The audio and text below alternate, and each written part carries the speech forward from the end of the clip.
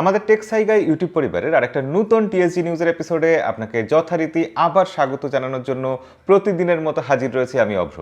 আজকে শুরুতেই বলে রাখি, দুদিন আমাদের চ্যানেলে কোনো টেক নিউজ আসেনি, টেক নিউজ ছেড়ে দিন, কোনো ভিডিওই আসেনি, কারণ আমি ইনফিনিক্সের লঞ্চ ইভেন্টে গেছিলাম।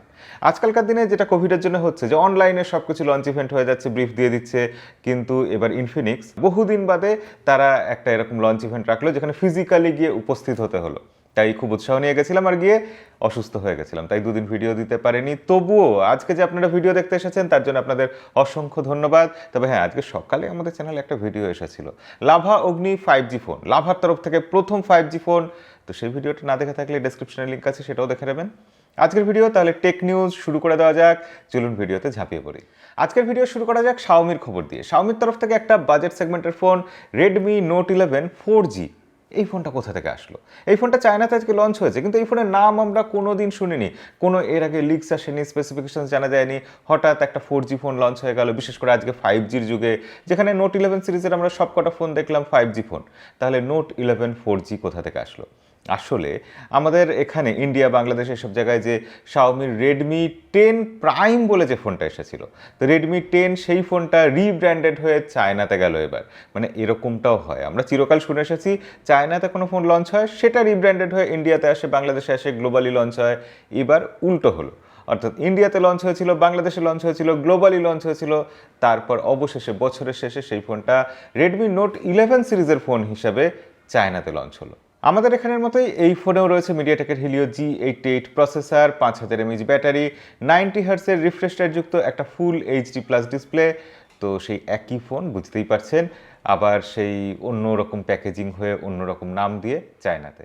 আজকে দ্বিতীয় খবর ওয়ানপ্লাসকে নিয়ে, এবং ওয়ানপ্লাসের সাথে ওপো আবার মার্জ হয়ে গেল। মানে একবার মার্জ হওয়ার পর আবার তাদের সাথে কি করে মিলে যায়, এটা তো হতে পারে না। আসলে ব্যাপারটা এরকম যে আগের বার যখন মার্জ হয়েছিল তখন বলা হয়েছিল এই দুটো কোম্পানির সফটওয়্যার বা ওএস বা ইউআই যেটা বলে সেটা মার্জ হয়ে যাচ্ছে, তার সোর্স কোডগুলো মার্জ হয়ে যাচ্ছে। অর্থাৎ কালার ওএসের সাথে অক্সিজেন ওএসের খুব বেশি আর ডিফারেন্স থাকছে না, তলে তলে দুটো এক জিনিস হয়ে যাচ্ছে। কিন্তু এবার জানা যাচ্ছে যে মার্কেটিংয়ের ক্ষেত্রে, দোকানে যে ফোন বিক্রি হবে, ডিসকাউন্ট যে থাকবে, প্রাইজিং যেগুলো হবে, সেগুলো সব কিছুর ক্ষেত্রে ওয়ানপ্লাস আর ওপো মার্জ হয়ে যাচ্ছে।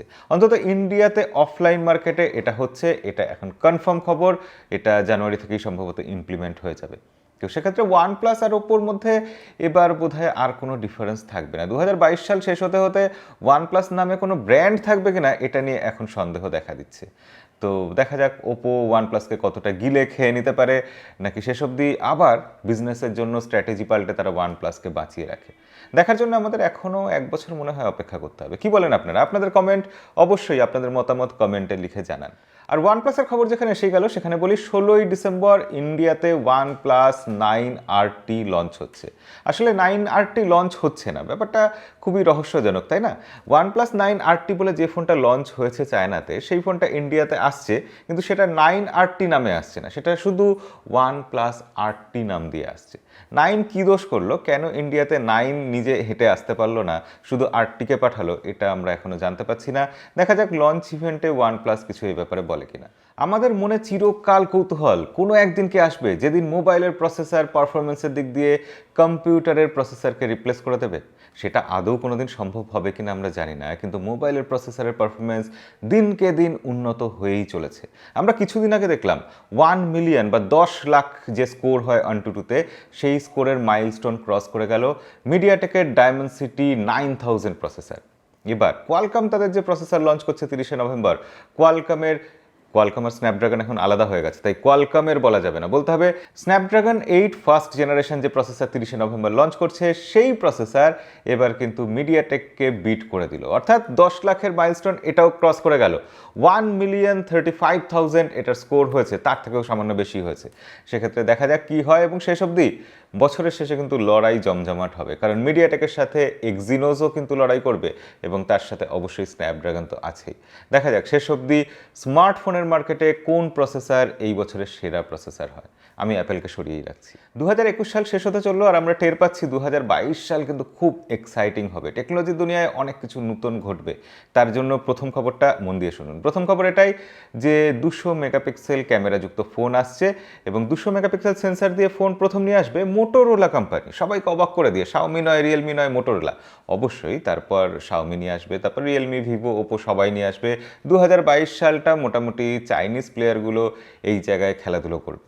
তারপর 2023 সালে এই একই সেন্সার অর্থাৎ 200 মেগাপিক্সেলের স্যামসাংয়ের সেন্সার দিয়ে স্যামসাংয়ের ফোন আসবে। 2023 সালে স্যামসাং সবার শেষে 200 মেগাপিক্সেল ক্যামেরা সেন্সার নিয়ে আসবে। দ্বিতীয় খবর ফোল্ডিং ফোনের ডিসপ্লে নিয়ে। স্যামসাং 5 রকম ফোল্ডিং ডিসপ্লে শো করে দিয়েছে। হ্যাঁ, তারা ল্যাবরেটরিতে টেস্ট করছে, বাইরে খবর গুজব এসেছে, এরকম নয়। তারা রীতিমতো শোকেস করেছে 5 রকম ফোল্ডিং ডিসপ্লে।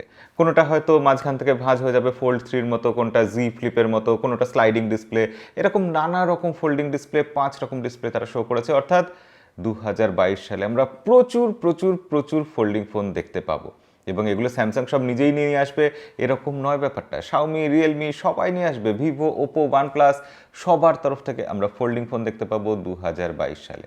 মানে ধরে নিন আমরা এখন যে ফোন ইউজ করছি 2022 সাল শেষ হতে হতে সেই ফোনগুলো ব্যাকডেটেড ফোন হয়ে যাবে। সাধারণত কোনো ভিডিওতে স্যামসাংয়ের খবর বেশি থাকে, কোনোটাতে রিয়েলমির খবর বেশি থাকে, কোনোটাতে শাওমির খবর বেশি থাকে, কিন্তু মোটোরোলার খবর বেশি আছে এরকম ভিডিও আমাদের চ্যানেলে খুবই কম আসে। আসলে এরকম টেক নিউজ বানানোর সৌভাগ্য আমাদের হয় না।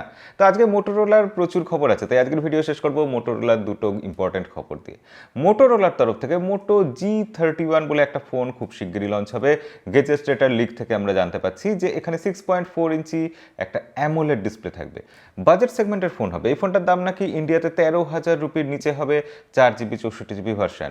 সেক্ষেত্রে অ্যামোলেড ডিসপ্লে এই দামে অবশ্যই সেটা অ্যাপ্রিসিয়েট করার মতো। প্রসেসর সেটা না খুব খারাপ থাকছে না, মিডিয়াটেকের হিলিও G85 প্রসেসর থাকছে, 5000 mAh ব্যাটারি থাকছে, 50 মেগাপিক্সেল ক্যামেরা থাকছে। অর্থাৎ মোটোরোলা অন্তত স্পেসিফিকেশনস এখন অবধি ভালো দেখাচ্ছে। তারপর ফোনটা এসে গেছে আমার কাছে অবশ্য, তো ফোনটা টেস্ট করে দেখবো, ভিডিও আসবে, আপনাদের সব কিছু এই ব্যাপারে জানাবো। আপনারা কি চান মোটোরোলার ভিডিও আমাদের চ্যানেলে নিয়মিত আসুক? অবশ্যই কমেন্টে এটা লিখে জানাবেন। আজকে শেষ খবর, কোয়ালকমের তরফ থেকে কোয়ালকম স্ন্যাপড্রাগন 480-র সাকসেসর 480 প্লাস, মানে ওটা একটু চেঞ্জ করে আরেকটা নতুন প্রসেসর আসছে। সেই প্রসেসর দিয়ে ফোন আসবে মোটোরোলা তার মানে ফোনের মার্কেটে এক্সট্রাঅর্ডিনারি কিছু করার চেষ্টা করছে। এইসব খবর আমরা সবসময় শুনতাম শাওমির তরফ থেকে বা রিয়েলমির তরফ থেকে, এবার মোটোরোলার নাম দিয়ে এরকম প্রথম আসবে শোনা যাচ্ছে। অর্থাৎ মোটোরোলা ফোনের মার্কেটে, স্মার্টফোনের মার্কেটে বেশ জোর দিচ্ছে। এটা দিক, এটা হওয়া ভালো। নতুন নতুন কোম্পানি যত আসবে কম্পিটিশন বাড়বে আর আমাদের লাভ হবে। এনিওয়ে, যে কথা বলছিলাম, মোটো G51 এই ফোনটা এই কোয়ালকম স্ন্যাপড্রাগন 480 প্লাস প্রসেসর দিয়ে আসবে। 50 মেগাপিক্সেল ক্যামেরা থাকবে, 5000 mAh ব্যাটারি থাকবে। বাদ বাকি কী হবে সেটা আগামী কোনো টেক নিউজে আপনাদের অবশ্যই জানাবো। আর তার জন্য চ্যানেলটা সাবস্ক্রাইব করে রাখবেন, বেল আইকনটা বাজিয়ে রাখবেন। আজকের ভিডিও ভালো লাগলে লাইক করতে ভুলবেন না। দেখা হবে পরের কোনো ভিডিওতে। আজকের মতো বিদায়।